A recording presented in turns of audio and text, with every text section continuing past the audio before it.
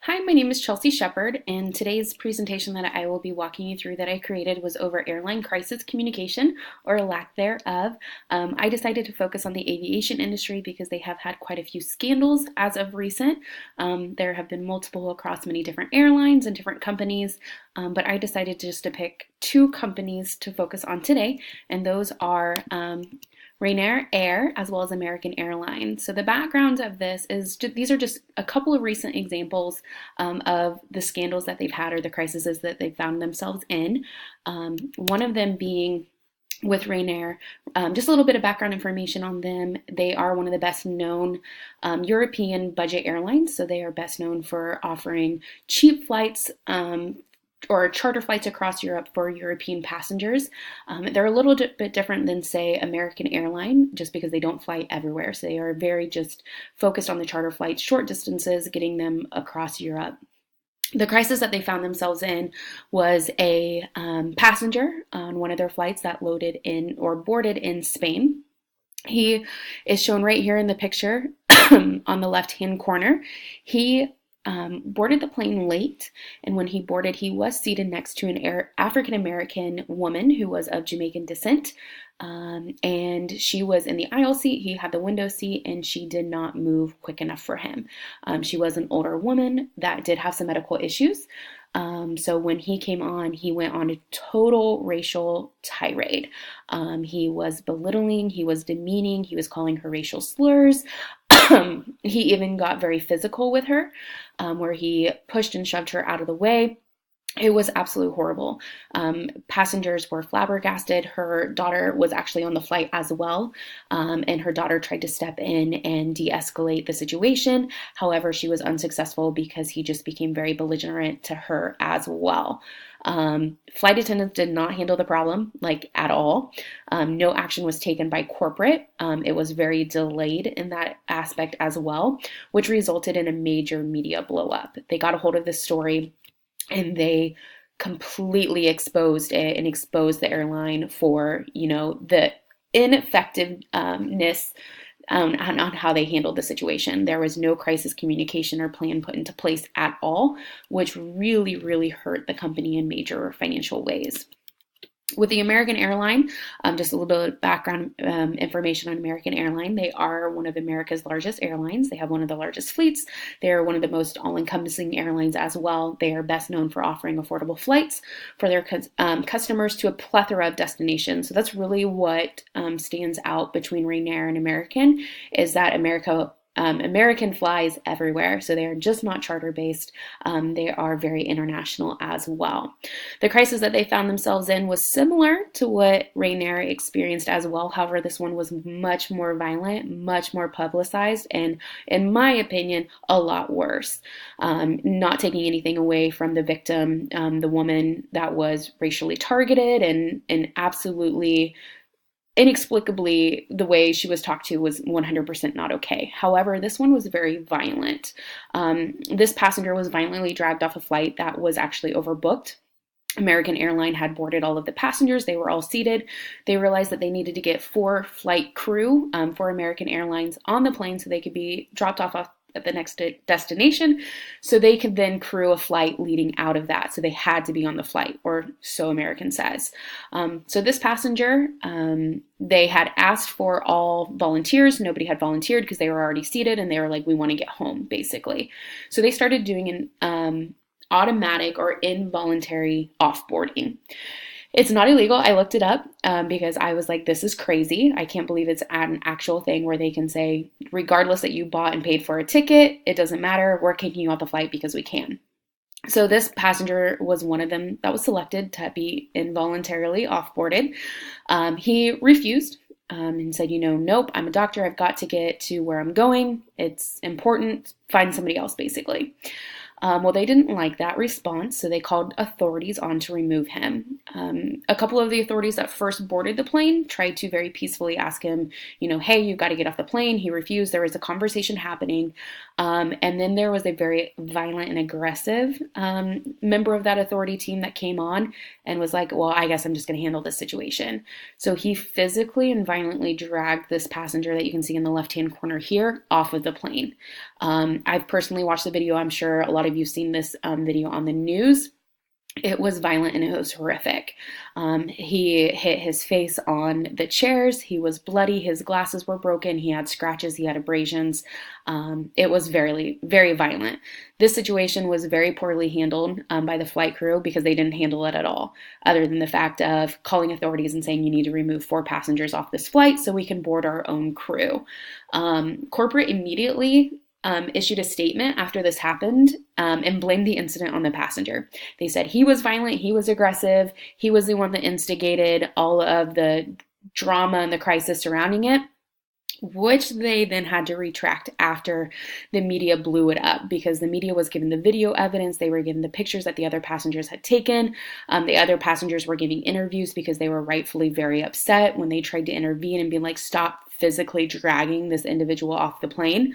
And so the media was actually the one that exposed the story in quite a significant way, because if they wouldn't have shown the evidence, then American Airlines actually tried to blame this on the passenger and say, you know what, it was his fault, he got violent. They then retracted that statement. I'll get to that a little bit, but that's how they immediately decided to try and handle the situation, was just blame it on the passenger. Because of that and because of the physicality of it, this passenger actually filed a lawsuit against American Airlines.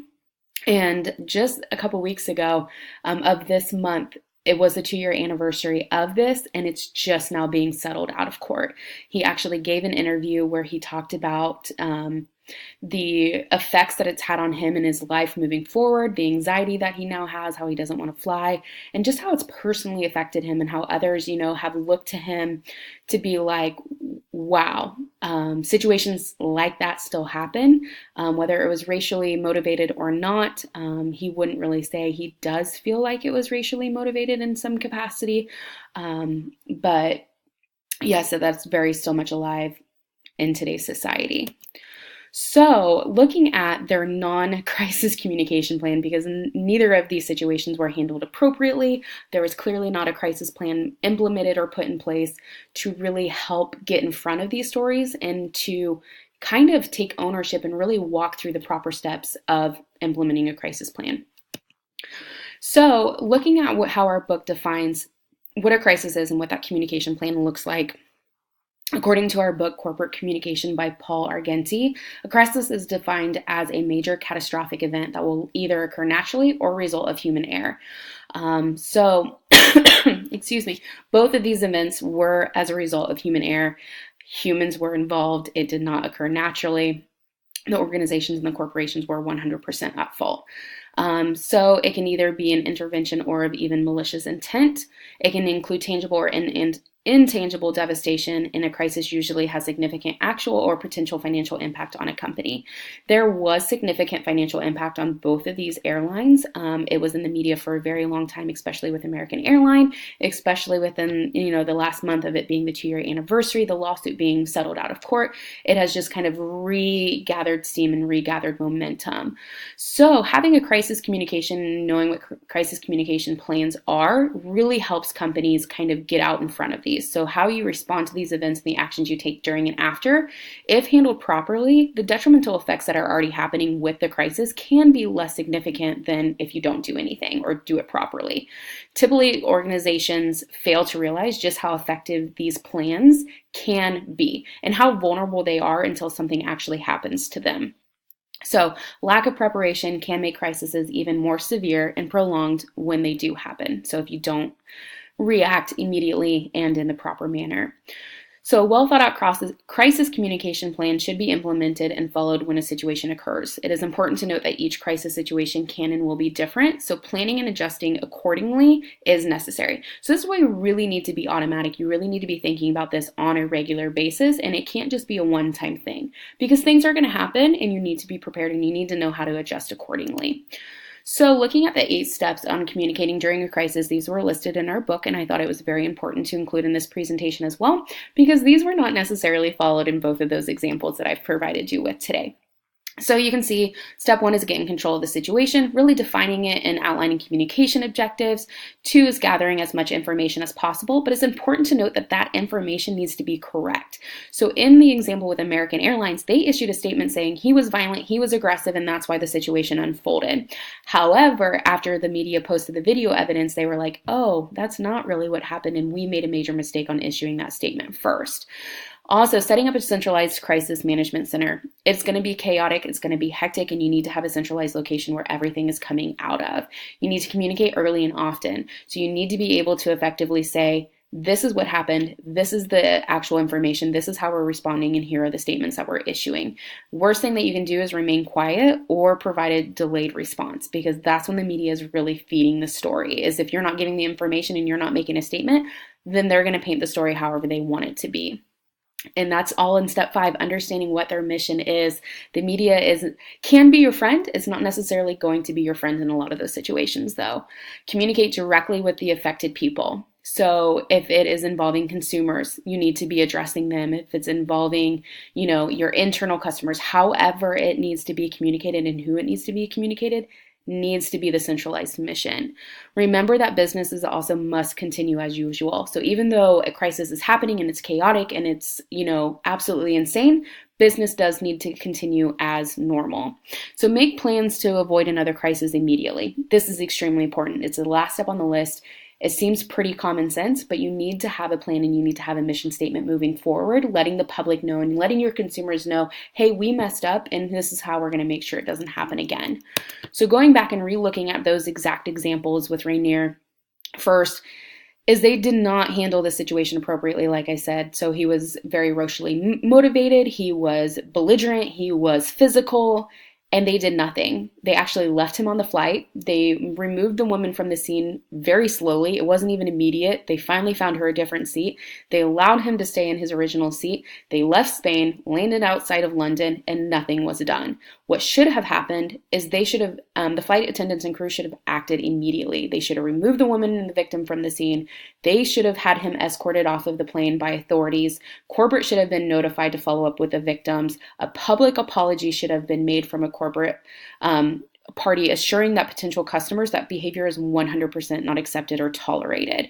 And the man should have been banned from flying Rainier, period. However, none of that happened. Corporate did not issue any other response other than saying, hey, we're going to let the authorities handle this in London. Well, the London authorities were like, this happened in Spain, it's not our territory, therefore we're not doing anything about it. That really upset the victim, which rightfully so. So therefore, the situation had no solution and no follow through.